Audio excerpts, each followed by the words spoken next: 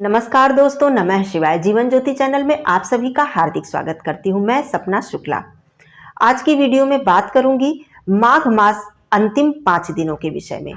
दोस्तों, माघ मास समाप्त होने वाला है। माघ मास के अंतिम जो 5 दिन हैं, अर्थात एकादशी से लेकर माघी पूर्णिमा तक, ये 5 दिन आपको संपूर्ण पुण्य फल प्रदान करने वाले हैं।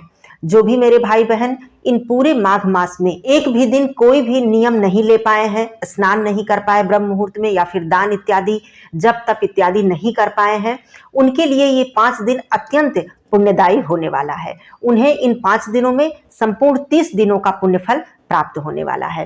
तो आइए जानते हैं कि इन 5 दिनों में किस प्रकार से कौन कौन से कार्य को करके आप सभी लोग अनंत गुना पुण्य फल प्राप्त कर सकते हैं। तो इन 5 दिनों को बिल्कुल भी व्यर्थ न जाने दें और ये जो मौका है इसे आप लोग जरूर इसका लाभ उठाएं। तो आइए संपूर्ण जानकारी ले लेते हैं किस प्रकार से आपको इन 5 दिनों में कौन कौन से नियम अवश्य ही करने चाहिए। तो दोस्तों, सबसे पहले बता दूं कि माघ मास की जया एकादशी अर्थात शुक्ल पक्ष की एकादशी 8 तारीख को पड़ रही है। उसके बाद प्रदोष व्रत 10 तारीख को पड़ रहा है, अर्थात 10 फरवरी को। माघी पूर्णिमा 12 फरवरी को है। यहाँ पर यह भी बता दूं कि इसी दिन आप सभी लोगों को व्रत भी रखना है। इसी दिन स्नान दान की पूर्णिमा भी है और इसी दिन जो भी मेरे भाई बहन पूरे माघ मास का नियम लिए होंगे वो लोग इसी दिन समापन अर्थात इसका पूर्णाहुति करेंगे, उद्यापन करेंगे।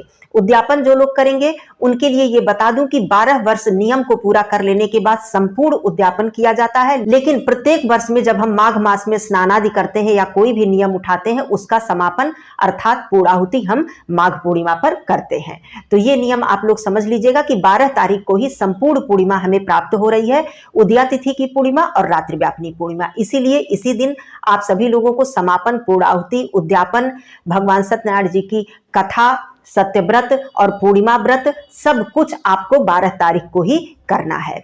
प्रदोष व्रत 10 को है और जया एकादशी का व्रत आप लोग 8 फरवरी दिन शनिवार को धारण करेंगे। अब बात करूंगी कि नियम की। तो देखिए, नियम तो बहुत सारे हैं, लेकिन मुख्य रूप से माघ मास का जो नियम है वो स्नान दान और दीपदान अर्थात माँ गंगा जी का पूजन, माँ गंगा जी के निमित्त दीपदान, पीपल में दीपदान, तुलसी में दीपदान, भगवान विष्णु जी के समक्ष दीपदान, मतलब आप जितना भी कर सके।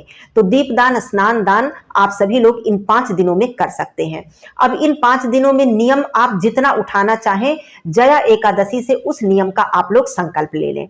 यदि आप संकल्प लेकर उठाएंगे, इस नियम को पूर्ण करेंगे, तो इसका अनंत अनंत पुण्य फल आपको प्राप्त होने वाला है। तो सबसे पहले जो महत्व है जिस चीज का, वो मैं बताती हूँ कि स्नान का सबसे ज्यादा महत्व है। तो मान लीजिए पूरे माह में आप प्रातः काल उठकर सूर्योदय से पूर्व आप स्नान नहीं कर पाए हैं, तो कम से कम इन 5 दिनों में एकादशी से लेकर पूर्णिमा तक आप ब्रह्म मुहूर्त में सूर्योदय से पहले उठकर पानी में काला तिल या गंगा जल डालकर हर हर गंगे बोलकर आप स्नान कर लीजिएगा।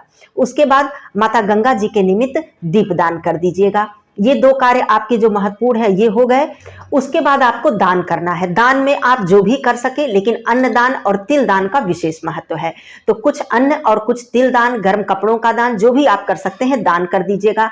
पीपल पूजा कर लीजिएगा, माता तुलसी जी की पूजा कीजिएगा, भगवान विष्णु जी की विधि विधान से पूजा कीजिएगा। यदि आप चाहें तो इन 5 दिनों में आप विष्णु सहस्त्र नाम पाठ करने का नियम उठा सकते हैं, या फिर आप चाहें तो ओम नमो भगवते वासुदेवाय इस मंत्र का आप जप कर सकते हैं। जैसे कि प्रत्येक दिन आप 2 माला, 5 माला, 7 माला आप करेंगे, इस प्रकार का संकल्प ले सकते हैं।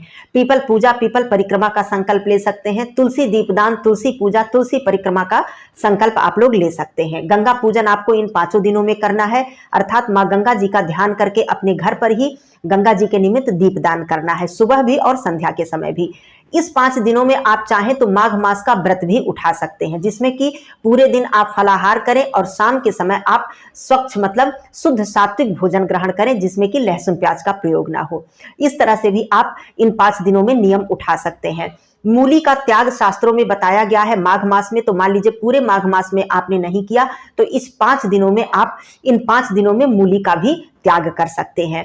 या फिर व्रत का दूसरा भी नियम मैं बता दूं कि किसी भी अपने प्रिय वस्तु का त्याग करने को भी एक तरह से व्रत माना जाता है। तो कोई भी आपकी जो खाद्य प्रिय वस्तु हो, जिसे कि आप बहुत ज्यादा पसंद करते हो, उसका आप इन 5 दिनों में चाहे तो त्याग कर सकते हैं। तो ये सारे नियम हो गए दोस्तों। संकल्प आप उसी चीज का लीजिएगा, उतना ही लीजिएगा जिसको कि आप पूर्ण कर सकें। तो ये संकल्प इस प्रकार से जया एकादशी पर लेकर और माघ पूर्णिमा तक इस संकल्प को पूरा करके माघ पूर्णिमा पर आपको इसका समापन करना होता है। समापन अर्थात हवन करके, ब्राह्मण को दान दक्षिणा देकर या फिर ब्राह्मण भोजन करा के, पूजन इत्यादि करके इसका समापन करना होता है। समापन आप चाहें तो पंडित जी को बुलाकर, आप चाहें तो हवन इत्यादि उनके द्वारा करवाकर आप समापन कर सकते हैं, और आप चाहें तो स्वयं भी सूक्ष्म हवन, जिसे कि अगियारी कहते हैं, ओम नमो भगवते वासुदेवाय, इस मंत्र का जप करते हुए स्वयं भी आप समापन कर सकते हैं। और जो भी कार्य आपने किया, जैसे कि तुलसी पूजा की, आपने पीपल पूजा की, या फिर मंत्र जप आपने किया,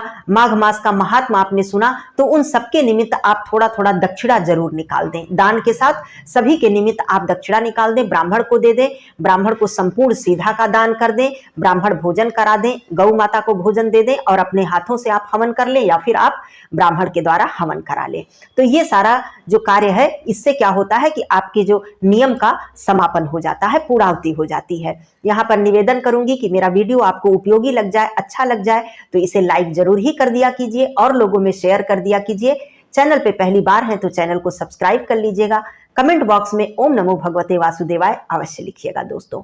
तो माघी पूर्णिमा अत्यंत ही महत्वपूर्ण है, और इस पूर्णिमा पर आप इन 5 दिनों का नियम, यदि जो भी मेरे भाई बहन नहीं ले पाते हैं, तो वो जितना भी नियम मैंने बताया वो सारा नियम आप माघी पूर्णिमा पर भी कर सकते हैं। कहने का मतलब, शास्त्रों में ये बताया गया है कि पूरे माघ मास का जो फल है, वो पूरे माघ मास में हम जब नियम करते हैं तो हमें प्राप्त तो होता ही होता है, लेकिन इतना ज्यादा महत्व है माघ मास का कि इन माघ मास में 3 दिन का भी नियम हमने कर लिया, 5 दिन का भी नियम कर लिया, 1 दिन का भी नियम कर लिया, इससे भी भगवान विष्णु जी प्रसन्न होते हैं और उनकी कृपा हमें प्राप्त होती है। तो कहने का मतलब यह है कि 5 दिनों का नियम यदि आप ले लेते हैं तो इससे आपको पूरे माघ मास का पुण्य फल प्राप्त हो जाता है। जिस प्रकार से हम कार्तिक मास में अंतिम 5 दिनों में भीष्म पंचक व्रत रखते हैं, उसी प्रकार से माघ मास में भी अंतिम ये 5 दिन अत्यंत ही महत्वपूर्ण होते हैं। तो ये सारे कार्य करके आप तिल का दान जरूर कीजिएगा, और इस 5 दिनों में आप तिल का सेवन भी जरूर कर लीजिएगा। तिल का सेवन करके, और इन 5 दिनों में एक महत्वपूर्ण कार्य और भी बताऊं कि 5 दिनों में आप 5 दिन भगवान विष्णु जी को तुलसी पत्र जरूर अर्पित कर दीजिएगा। ये भी कार्य बहुत ही विशेष है, क्योंकि ये जो तिथियां होती हैं दोस्तों, 5 दिनों की अंतिम तिथियां, जैसे कि एकादशी, द्वादशी, त्रयोदशी, चतुर्दशी और पूर्णिमा, तो ये जो तिथि 5 दिन की होती है, ये 5 ही तिथियां अपने आप में बहुत ही ज्यादा विशेष और बहुत ही ज्यादा पुण्य को प्रदान करने वाली तिथियां हैं। इसीलिए इस 5 दिन का अत्यंत ही महत्व होता है। किसी भी माह के अंतिम ये 5 दिन अत्यंत ही महत्वपूर्ण होते हैं, और पूर्णिमा तिथि तो अपने आप में विशेष होती ही होती है। तो ये सारे नियम करके आप संपूर्ण माघ मास का पुण्य फल जरूर प्राप्त कीजिएगा। दीपदान जितना आप कर सके, जहां भी कर सके, पीपल वृक्ष के समीप, देव मंदिर में, शिवालय में, या फिर किसी नदी तालाब के पास, माँ गंगा जी के निमित्त सुनसान स्थान पर, और अपने घर के मुख्य द्वार पर हम करते ही हैं, अपने घर के मंदिर में करते हैं, माता तुलसी जी के समक्ष, केले के वृक्ष के समक्ष, पीपल वृक्ष, बरगद वृक्ष, आंवला वृक्ष, मतलब देव वृक्ष जितने भी हैं, बिल्व वृक्ष, इन सबके समक्ष यदि आप 5 दिनों में दीपदान कर देते हैं तो ये भी अनंत अनंत पुण्य फल आपको प्रदान करता है और आपके समस्त पापों का नाश करता है। तो ये सारे कार्य करके आप संपूर्ण माघ मास का पुण्य फल अवश्य ही प्राप्त करें। तो दोस्तों, ये सारी महत्वपूर्ण बातें थी। अब आगे और भी अन्य वीडियो में आपसे मुलाकात होगी। तब तक के लिए धन्यवाद। नमः शिवाय। हर हर महादेव।